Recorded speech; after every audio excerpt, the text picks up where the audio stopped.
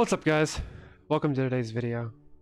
Today, I'm going to cover the patch 9.1.5 Mage Tower and what that entails for us here in World of Warcraft Shadowlands. Now, there's a lot of controversy rolling around 9.1.5, and will this be the patch that saves WoW? And I've been prolonging to make a guide, kind of procrastinating on purpose, because every time I want to find a way to make a guide here, there's been a lot of just negativity towards anything WoW recently, and quite frankly, I don't want any of that with this channel. However, with the Mage Tower releasing, obviously back in Legion, it had the artifact weapons with it, it had all Legion legendaries, it had everything that expansion basically entailed in the Mage Tower, and there's a lot of changes coming with that. Because it is converted to time walking now, and because there's a lot of just Legion Mythic Plus is coming, so there's a couple of dungeons that are coming in with that as well. It is being very overhauled, and there's a lot of negativity coming with, well, why isn't current expansion stuff allowed in the Mage Tower? Well, here's a few reasons as to why it could be not allowed. That, and overall, the Mage Tower as itself, I will be releasing guides when it comes out as to how to defeat each one.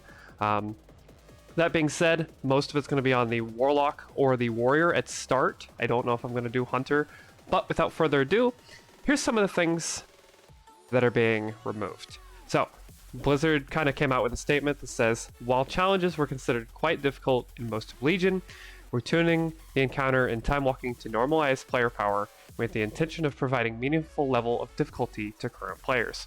So what this means is they're looking at a way to future-proof the Mage Tower without having to go in and change all the statistics to everything. So every expansion they'd have to go in and take away all the borrowed power, add the new borrowed power. So instead of doing this, they're just removing expansion features entirely to a point where your base class should be able to do the Mage Tower. Now, there can be a lot of difficulty with this.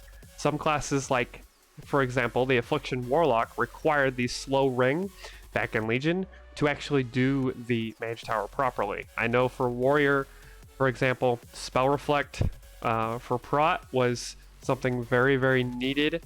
The Legendary itself wasn't, but that is something that's still in that toolkit, luckily, and stuff like that is still being looked back on. So if anything has changed from all of that, I will let you know in the future when the guides happen.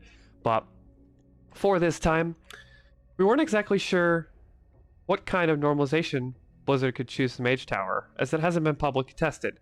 Here in a while, for Thursday for us here on NA, they're doing a full 24-hour testing cycle for the Mage Tower.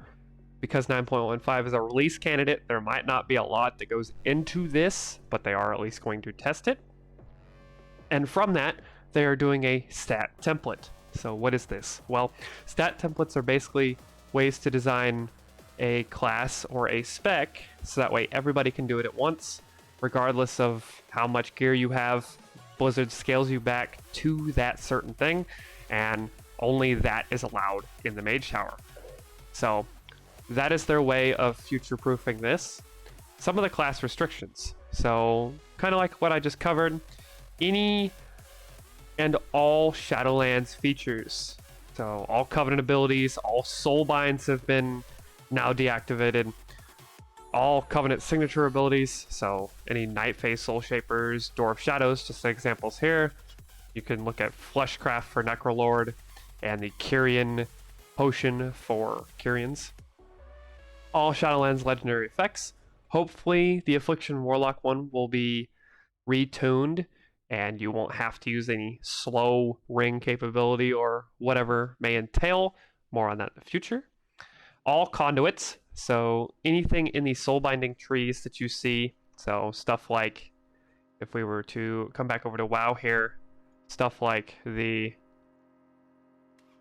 borrowed power system. So for Warlock, just as an example, I can't use something that increases Chaos Bolt and Incinerate. All of this is disabled.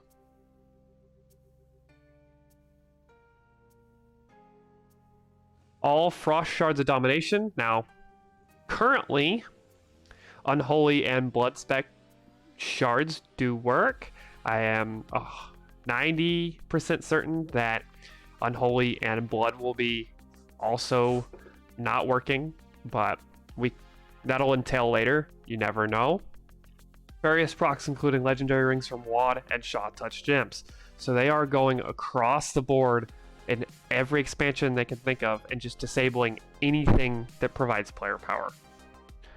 Of particular note, like I was just mentioning, Unholy Shard, Blood Shard, or actual Soulbind traits, First Strike, is likely an oversight.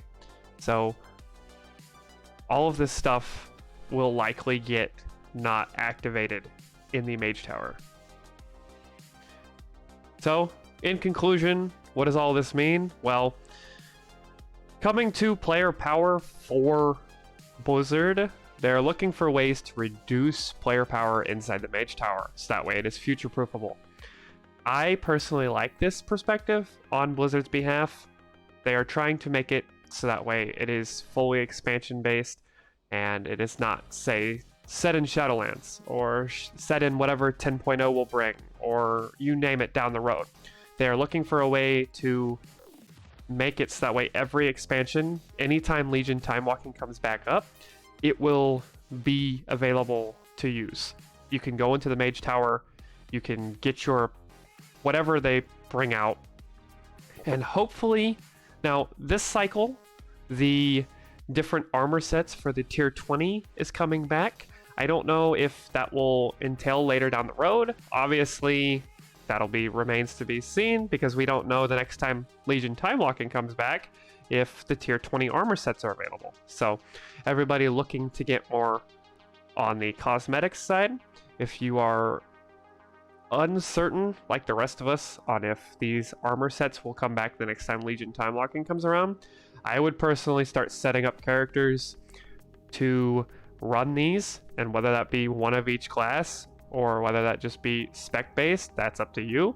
But I would look at maybe setting up a little higher than base gear, so like maybe 220, 225 item level at the least for each one of the classes, just so you have a little easier time. I know back in the day, in terms of Legion item levels, a mythic geared player right before Tomb of Sargeras launched could successfully do the Mage Tower, and if you were a little lower item level than that, it was a little more difficult, but it was doable. It was basically a DPS race before the boss killed you. And I know, especially for tank classes, except for Guardian Druid to my knowledge back then, the same rule applied. So I personally going to be looking to try and do Warlock Warrior first, and then I have a Hunter and a Paladin that I plan on at least trying out. Back in the day, I only did Warlock and Warrior, so those will be the first two classes to come out on this channel for guide-wise, so be looking forward to that. But other than that, thank you guys for watching. If you have any questions, comments, or concerns about the Mage Tower, please let me know in the comment section below. Will you be doing this? Are you one of the players that look forward to it? Are you a player that's optimistic about 9.1? Let me know. Thank you all for watching. I hope to see you in the next one. Have fun.